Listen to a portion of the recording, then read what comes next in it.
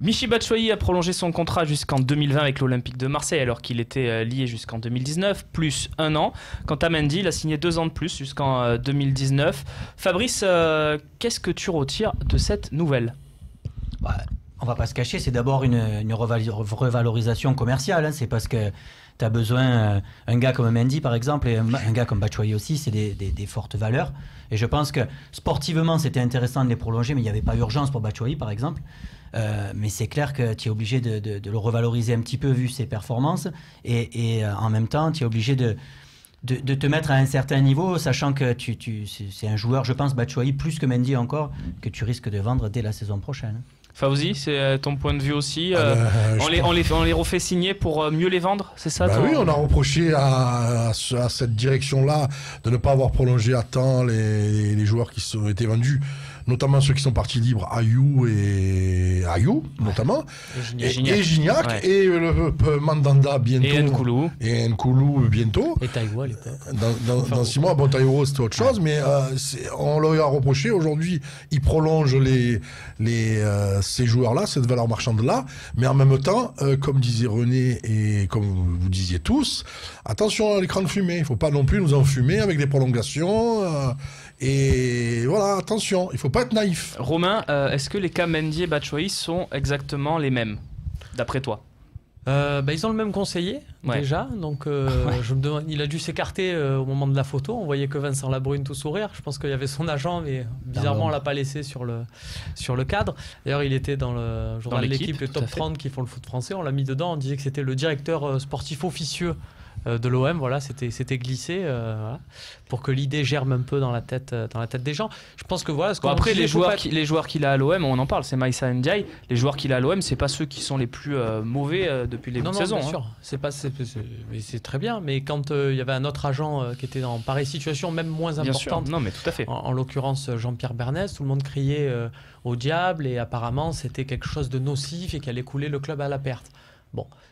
On en fera un débat dans les prochains talk shows. C'est assez marrant. Là, pour le coup, Ndiaye, on n'en parle absolument plus. On en fait un talk show la prochaine fois. Comme dit Babou, comme le disait René avant, il faut faire attention à ce côté écran de fumée. Ça peut être une bonne nouvelle. Mais voilà, faut pas non plus en faire un événement majeur ou autre. Et moi, ce qui me dérange, c'est surtout au vu des performances. Moi, c'est le message que tu envoies.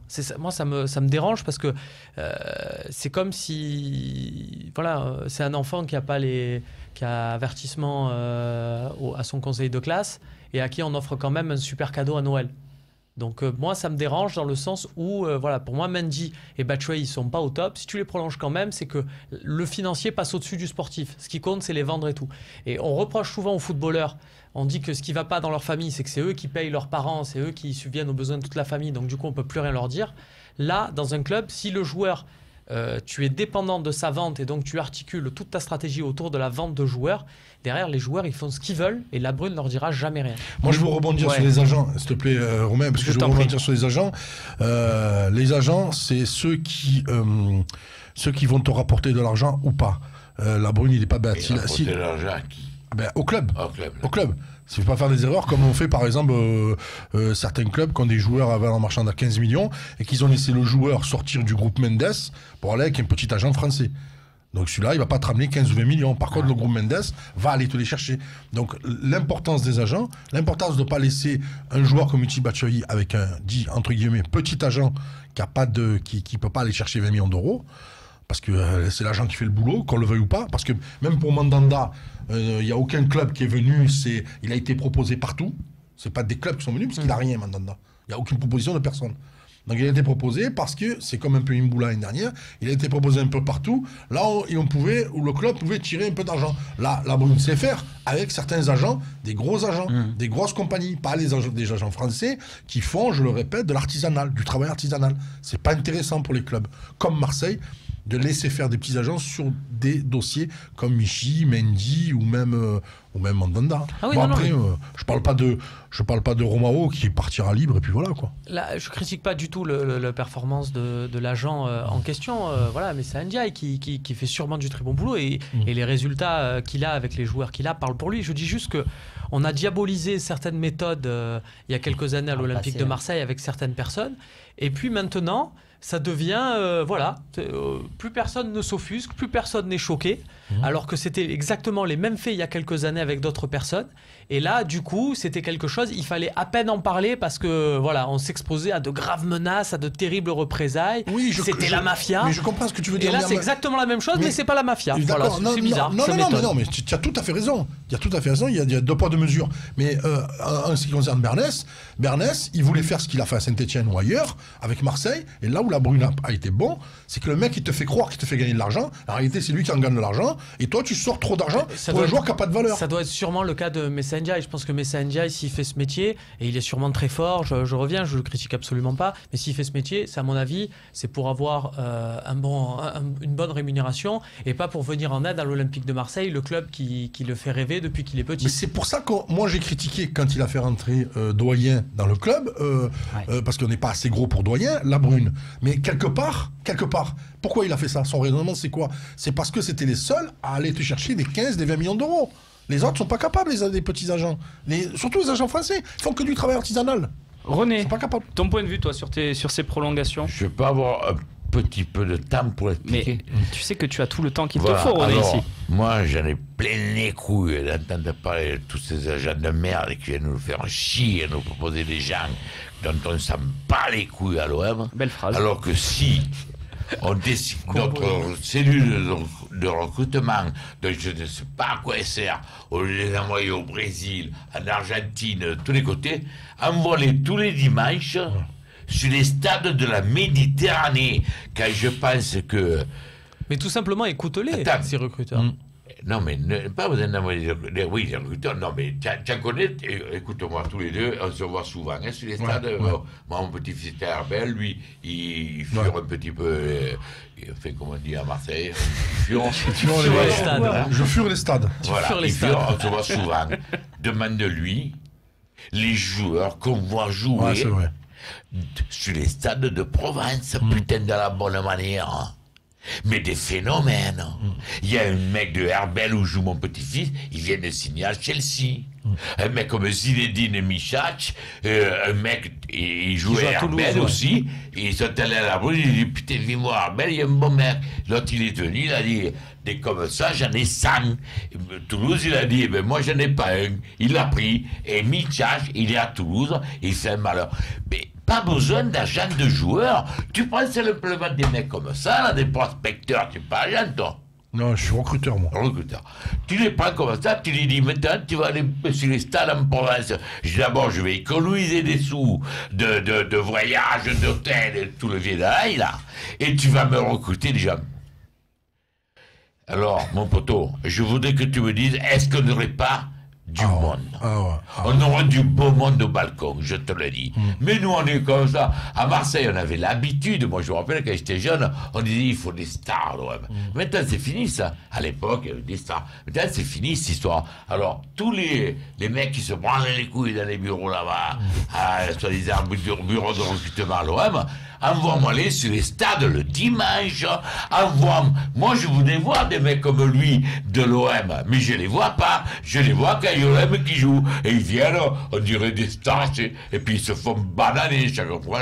Fabrice. La réserve de l'OM, non. Oui, la réserve de l'OM, elle est pas au mieux. Hein, bon, ils vont faire. Mais voilà, les gars. Mais disons les choses comme elles doivent être dites. À l'OM, on n'a pas les gens qu'il faut aux places où il faut, et ceux qui sont aux places où il faut, ils font pas le boulot qu'il faut. Ou alors on les écoute pas. Ou alors on les écoute pas. Moi, je pense ça c'est possible. Je leur aussi. accorde le bénéfice du doute parce que des échos que j'en ai sur certains dossiers justement. Beaucoup même de recruteurs prestigieux quand je parle avec eux me disent les joueurs de l'OM parce que les recruteurs entre eux comparent un peu leurs bulletins, leurs appréciations sur les joueurs et à chaque fois les recruteurs, mais je parle aux recruteurs d'Arsenal, de Manchester, de tout ça, c'est les gens qui me disent ils ont une très haute estime des recruteurs de l'OM parce que les avis qu'ont les recruteurs de l'OM comme Jean-Philippe Durand ou autres sont à chaque fois identiques sur les opinions quand ils sentent un joueur, quand ils le sentent pas. La différence, c'est que le recruteur, par exemple à Arsenal, on va prendre l'exemple de Gilles Grimandi, quand il voit un joueur et il dit à Wenger je vois ce joueur, observe-le et tout, Wenger il le rappelle dans les 2 heures en lui disant ouais il est pas mal. Je t'en fais le relais. Parce que Grimandi travaille pour Wenger, il travaille pas pour Arsenal. Il y a une cellule Arsenal, il travaille pour Marseille. Quand Durand voit un truc et dit j'ai vu un joueur, on le rappelle pas derrière. Durand, Brisson et Floss font du bon boulot. Ces mecs-là, les dossiers que les autres clubs voient, et les joueurs que voient, ils les voient aussi. Mais il faut qu'ils soient en direct avec la Brune et qu'ils communiquent direct avec la Brune. La Brune, il faut qu'il écoute les mecs qui bossent sur le terrain. Peut-être un problème de messagerie. Comment comprendre qu'un mec comme la Brune, il va voir Zinedine Machache, il lui dit des comme ça, j'en ai 5. Et Toulouse le prend, il dit moi j'en ai pas un, je le prends celui-là. Et il fait malheur à Toulouse. Et nous, comme des cons, on cherche un avant pour épauler Bachoui. Si bon que ça, c'est une honte. Il faut que les supporters le sachent, tout ça. Symbolique parce qu'il est Marseillais. D'accord. Parce qu'il est si bon que ça, parce que Toulouse est relégable. C'est si bon que ça. Je sais pas. C'est si bon que ça, comme en 92, quand il y avait des supporters pour dire ouais, le petit qui joue à Cannes, là, le milieu, le Marseillais qui joue à Cannes, bon, on le laisse partir, mais c'est pas grave. Est-ce qu'il est si bon que ça? Voilà, au final, tu sais un peu la carrière qu'il a eu derrière. On lui souhaite bien évidemment de réussir cette carrière. On sait jamais dans le football. À l'autre Zinedine. Par contre, je vois qu'il y a une question de Darren qui nous dit la prolongation de Mendy. Et on va la poser à Babou, si tu veux bien. N'est-elle pas faite aussi pour le relancer? Vas-y, Babou. Je pense pas qu'elle soit faite pour le relancer, mais c'est sûr que dans la tête d'un joueur comme les jeunes de maintenant, je pense que ça peut lui faire du bien, parce qu'on l'a vu par le passé, avec des joueurs comme Mbia, qui était fantastique une année, et l'année d'après, qui mettait plus un pied devant l'autre parce que ça trottait dans la tête. Donc peut-être que ça trotte un peu pour Mendy depuis le début de saison. Mais après, tout à l'heure, on en parlait aussi entre Mendy et Batshuayi. Je pense que la différence entre les deux, c'est que Batshuayi, il a dû avoir une forte augmentation de salaire quand même. Parce que le statut. Oui, il avait un salaire un peu bas par rapport au. Là, le statut qu'il a maintenant à l'OM, c'est l'attaquant titulaire. Il a marqué un bon nombre de buts maintenant. Et je pense que même s'il est un petit peu en panne en ce moment, c'est quand même. Il a changé de statut par rapport à son arrivée à l'OM. Où il était remplaçant. Je peux répondre ou il faut que je te mette d'abord en pression comme René? Tu peux répondre. D'accord. Je vais juste dire à l'ami Darren, il a sûrement été à l'école. Si tu ramènes un mauvais trimestre à tes parents, je vais continuer le parallèle. Moi, mon père, il me disait pas, c'est pas grave, c'est que tu dois pas être en condition, donc tiens, je vais te doubler tes cadeaux ou quoi que ce soit. Et à un moment donné, où si tu ne donnes pas satisfaction, on te met un peu de pression. Alors après, peut-être que c'est une bonne méthode et que mon père aurait fait ça, j'aurais peut-être été encore meilleur à l'école. Peut-être. Après, j'ai quand même envie de vous répondre sur ça. Messieurs, Mendy, il arrive en fin de contrat en 2017. Il a 21 ans. Si on le prolonge pas maintenant, on le perd. Non, mais c'est ça. Donc à un moment donné, j'entends tous vos arguments. On va voir si le fait de l'augmenter, ça va le rendre meilleur. Moi, c'est pas le débat de l'augmenter. Moi, je pense qu'il fallait à tout prix prolonger son contrat, quoi qu'il arrive. Parce que tu le perds l'été prochain.